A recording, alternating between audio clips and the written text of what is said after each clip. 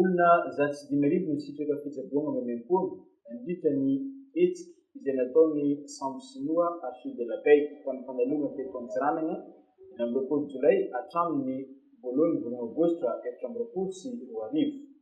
Fombiazana tanteraka no azo firenena malagasy nandritra ny fandalovan'io sambo io fa indrindra i Antsiranana sy ny Anelabe dia nisitraka fitsaboana mivantana tao anatin'ny andro araka nambaran'ny gouvernoura ny fatotra Diana Tazelora Betomanga.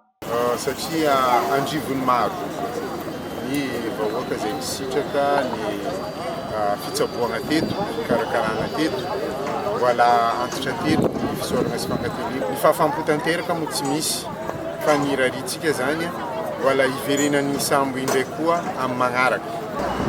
Raha ny fahitana azy afapory zareo ary ny fandalovandreo teto koa dia nanamafy an'izay fifandraisana ara-diplomatika entre firenena anankiroa, amin'ny firenena anankiroa sy firenena malagasy. Maro samihafa ny fiaraha-miasa amin'ny gouvernemanta sinoa sy ny gouvernemanta malagasy ka ny hetsika iny no lalana ho ampisokafan'izany fiaraha-miasa izany.